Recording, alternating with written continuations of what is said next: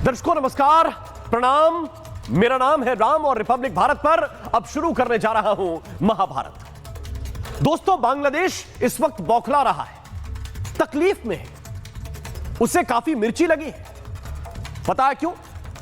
क्योंकि बीसीसीआई ने आईपीएल की एक टीम से एक अदने से खिलाड़ी को हटा दिया है, बाहर कर दिया है। इस खिलाड़ी का नाम है मुस्तफिजुर रहमान। इस खिलाड़ी से व्यक्तिगत तौर पर मुझे कोई परेशानी नहीं, व्यक्तिगत तौर पर भारत को भी शायद कोई दिक्कत नहीं है, लेकिन यह बांग्लादेश बौखला रहा है। दोस्तों, दीपू चंद्रदास को जलाकर मार दिया गया। दीपू चंद्रदास को जलाकर मार दिया गया। बांग्लादेश को कोई फर्क नहीं पड़ा। अमृत मंडल को मार दिया गया, बांग्लादेश को कोई फर्क नहीं पड़ा। खोकन दास को पेट्रोल डालकर जिंदा जला दिया गया, बांग्लादेश को कोई फर्क नहीं पड़ा। ऐसे कई नाम मैं गिना सकता हूं, ऐसी कई तस्वीरें मैं आपको दिखा सकता हूं, क्योंकि बांग्लादेश में पिछले कुछ दिनों से यही हो रहा है, लेकिन कोई फर्क नहीं पड़ रहा है। लेकिन एक खिलाड़ी को, केवल एक खिलाड़ी को खेलने से रोक दिया गया। यह बांग्लादेश फड़फड़ा गया, तिलमिला गया। आप समझे? इस मुस्तफिजुर रहमान को हटाना क्यों जरूरी था? आप समझे? यह मैसेज देना जरूरी था, यह संदेश देना जरूरी था कि अगर वहां कुछ भी होगा तो यहां कुछ भी तो नहीं चलने देंगे। थोड़ा बहुत तो हम भी अपना विरोध दिखाएंगे। और यह मैसेज पहुंचा है, सही ठिकाने पर पहुंचा है। दर्शकों, यह मैसेज गया है, लाउड एंड क्लियर गया है। मैसेज बांग्लादेश भी पहुंचा है और यहां जो छद्म धर्मनिरपेक्ष हैं, जो सूडो सेकुलर बैठे हुए हैं, उनके पास भी यह मैसेज उतना ही सटीक पहुंचा है। वो कल तक एक बात की रट लगाए हुए थे।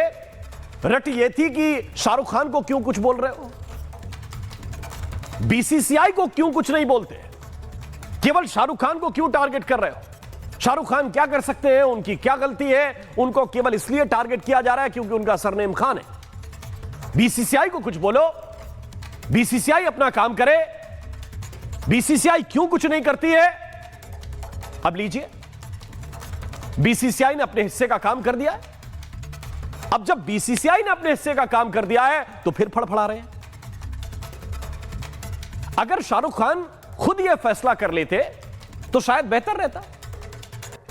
फिलिस्तीन पर बोलने वाले शाहरुख खान अगर हिंदुओं की हत्या पर बोलते तो शायद अच्छा रहता। लेकिन अब जब बीसीसीआई ने यह काम कर दिया है तो सवाल उठाने वाले गोल पोस्ट चेंज कर रहे हैं। कह रहे हैं कि एक खिलाड़ी को हटाकर आपको क्या मिल गया? एक खिलाड़ी को हटाने से क्या मिल जाता है? यह एक प्लेयर से क्या होगा? बताइए, प्लेयर से कुछ होता है क्या? एक प्लेयर से क्या होता है मैं आपको बताता हूं।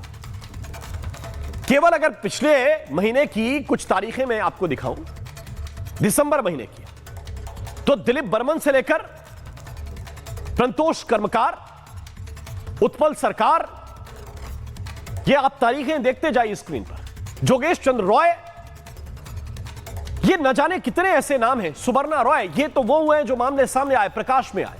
अंदर ही अंदर क्या क्या हो गया हमें खबर नहीं है। रिपन दास, प्रताप, ब्रजेंद्र विश्वास, दीपू चंद्रदास, स्वाधीन, ये आप नाम गिनते जाइए। या अकेले दिसंबर के मैं आपको नाम गिना रहा हूं। इन लोगों को निशाना बनाया गया, धर्म के नाम पर बनाया गया।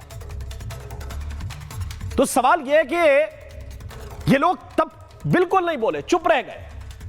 लेकिन अब जब बोले तो मुझे लगता है कि अपने पैर पर कुल्हाड़ी मारने से ज्यादा और कुछ कर नहीं रहे हैं। ये शायद उसी तरफ चल पड़े हैं जिस तरफ पाकिस्तान चल रहा था। पाकिस्तान क्रिकेट बोर्ड हर बार नखरे दिखाता रहा और हर बार दर्शकों आप इस बात के गवाह हैं कि घुटनों पर आता रहा। मुझे लगता है कि अब यही बारी बीसीबी की है, यानी कि बांग्लादेश क्रिकेट बोर्ड की है, क्योंकि बौखलाहट में बांग्लादेश वो कर रहा है जिसका कोई औचित्य नहीं था। बांग्लादेश क्रिकेट बोर्ड ने आईसीसी से मांग की और वहां के जो खेल मंत्री हैं आसिफ नजरुल, उन्होंने एक पोस्ट लिखा। इस बेचैनी में यह पोस्ट लिखा। उन्होंने कहा कि भारत में विश्व कप बांग्लादेश के लिए सुरक्षित नहीं है? आप बताइए।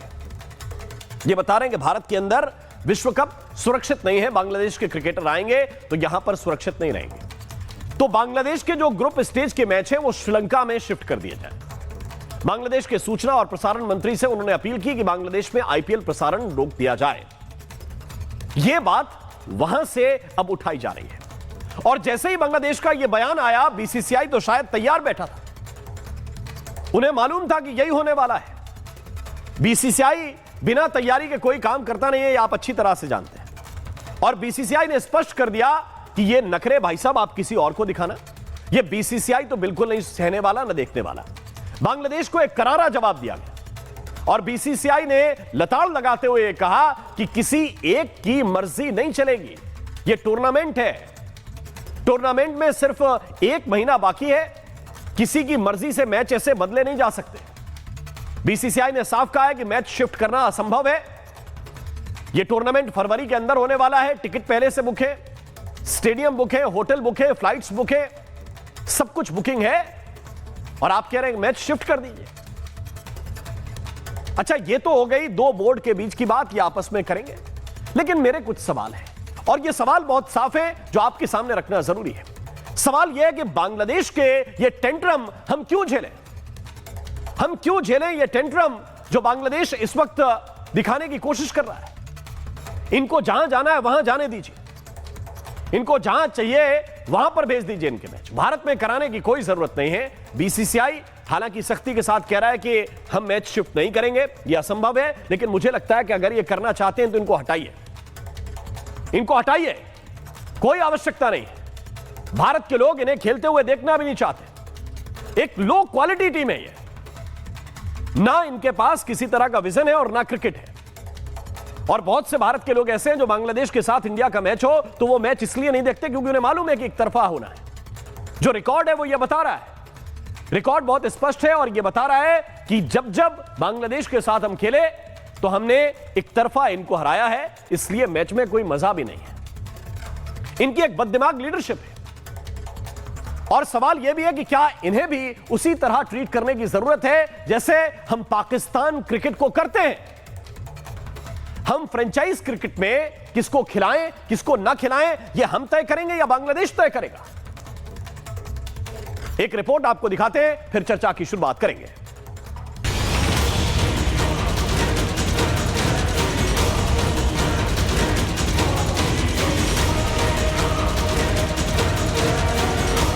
हिंदुस्तान की भीख से बना बांग्लादेश, भारत के रहम पर पलकर बड़ा हुआ बांग्लादेश आज भारत को आंख दिखा रहा है। वो बांग्लादेश जहां हिंदुओं पर अत्याचार और बर्बरता चरम पर है। आए दिन हिंदुओं को मारकर तमाशा बनाया जाता है और फिर वहां के लोग भारत को ही गाली देते हैं। और अब बांग्लादेशियों ने क्रिकेट को लेकर भारत को आंख दिखाना शुरू किया है। बांग्लादेश शायद भूल गया कि 1971 में क्या हुआ। बांग्लादेश शायद यह भी भूल गया कि कैसे भारत ने ही उसे देश बनने का मौका दिया। आईपीएल से मुस्तफिजुर की छुट्टी क्या हुई, भारत में बैठे कट्टरपंथियों में खलबली मच गई। आप जयशंकर से क्यों नहीं सवाल करते, क्यों गए वो बांग्लादेश और क्या करके आए बांग्लादेश? शाहरुख खान ने पूरी दुनिया में हिंदुस्तान का नाम रोशन किया है। ये जो सवाल उठा रहे हैं इनकी हैसियत क्या है? इनकी हैसियत क्या है जो सवाल उठा रहे हैं? इस सरकार से सवाल पूछो कि हिंदुओं का कत्लेआम के ऊपर सरकार ने बांग्लादेश के खिलाफ क्या एक्शन लिया। सवाल शाहरुख खान से होगा क्योंकि शाहरुख के आगे खान लगा हुआ है, शाहरुख खान, इसलिए ये नफरती चिंटू जितने हैं ना, ये सवाल शाहरुख खान से करेंगे। महाराष्ट्र की और मुंबई की जनता को बोल रहे देखो हमने एक बांग्लादेशी को भिजा दिया। अरे एक और तो भिजाओ ना जो मोदी की बहन बनकर दिल्ली में बैठी हुई है। मोदी जी सुनो, ये आवाज आ रही है, लेके जाओ उसको, निकालो उसको, पहुंचाओ बांग्लादेश। खिलाड़ी खिलाड़ी होता है, उसके लिए सरहदें नहीं होती। खिलाड़ी के लिए जैसे एक्टर के लिए सरहदें नहीं होती, खिलाड़ी के लिए भी सरहदें नहीं होती। आपके पेट में दर्द क्यों है?